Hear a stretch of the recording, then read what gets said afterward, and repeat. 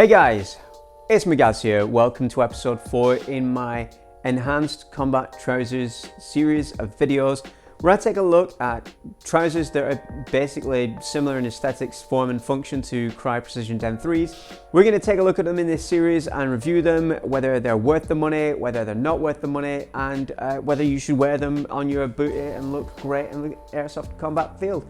Anyway, today we're going to be taking a look at the Emerson Gen 3 cut tactical pantaloons.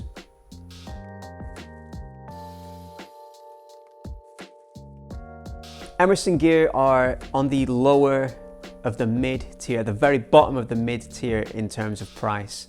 I paid brand new $20 US for these pants and roughly the same for a U-back shirt in the same pattern, which is Pencott Sandstorm.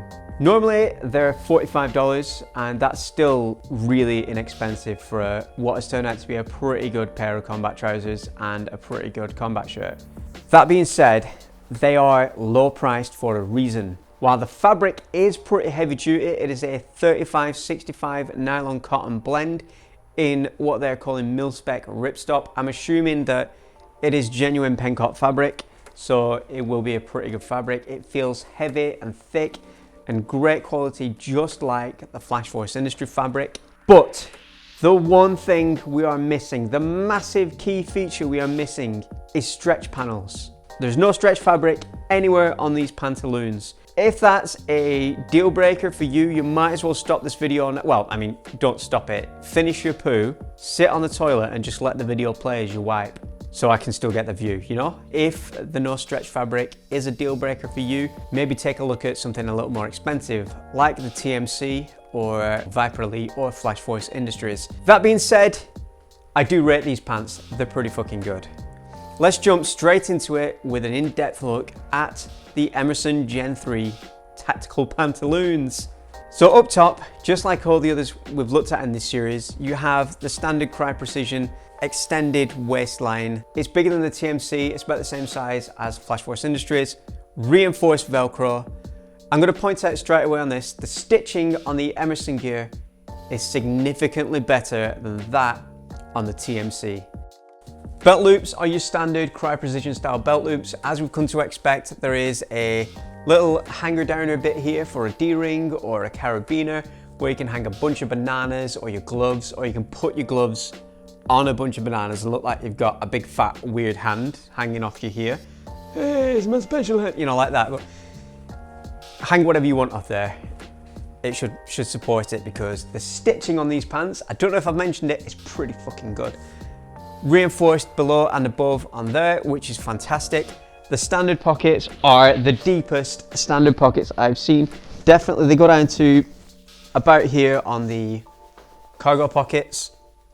No reinforcements on the edges, but they do have the accessory pouch here for a flashlight or a pen, whichever you want to put in there. I've got a pen, look at that, goes in nicely. But that being said, as I've said in the previous videos, I always like to put mine just up here. And I've worn these several times. I've had these for, I think, early August, end of July was when these arrived. And I've been wearing them, like all the others, as part of my daily wardrobe, at work, at home. I haven't worn these to an airsoft game yet. It's something I'm gonna do in the future. These haven't had a full field test, but I have been using them as a daily wear in the studio. You can see the knee pads are a bit scuffed and mucky because I have been down on one knee on them, not proposing.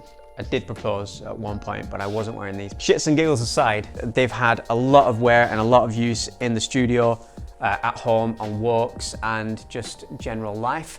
So I'm pretty confident in saying that they are a good pair of pants. Looking further down, as always, we have the legendary upper thigh pocket, and the stitching is on point.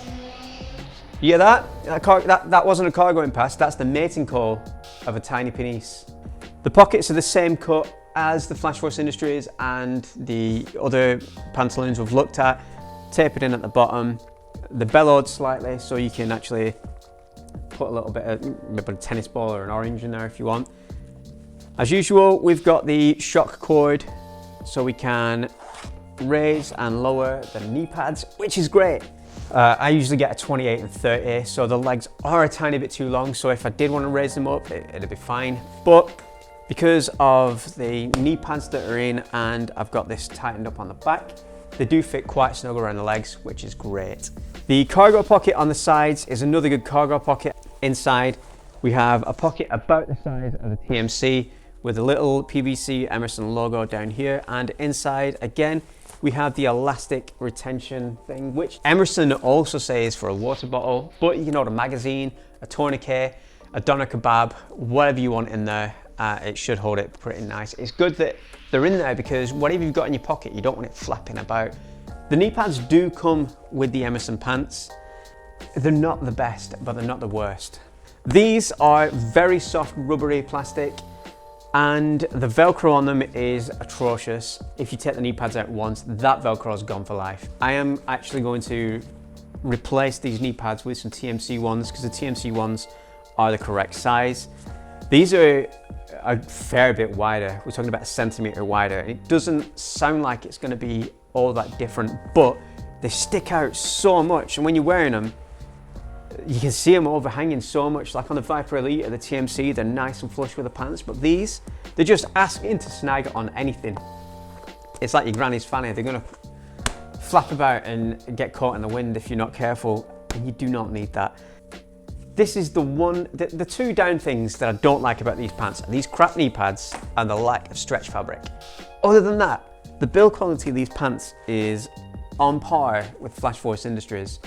In the ratings tier, we've got Flash Force Industries, we've got these that are just here, and then Viper that are just a tiny little bit below them, and then TMC. And then the ones we're going to look at next week, which are down here near my balls.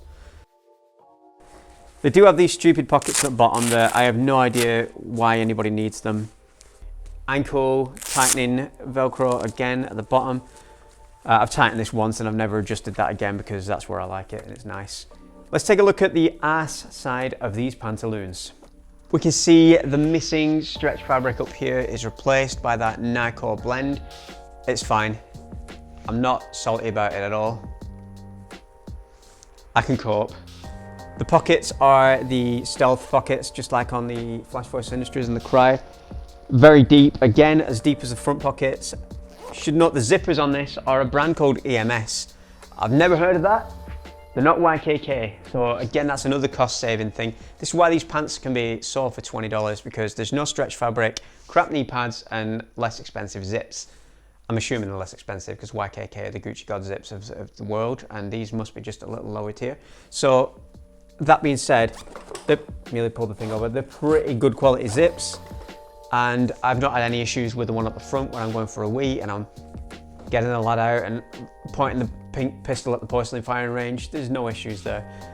Lads, just a quick tip, when you are putting them away, make sure you've put them entirely away before you pull that zip up, because you don't want to end up... Holy shit! The back reinforced in the seat area again, which is great. Although there's no stretch, so you might rip an area doing some lunges, but you'll never wear your ass out booty shaking and twerking and making that content for your OnlyFans page.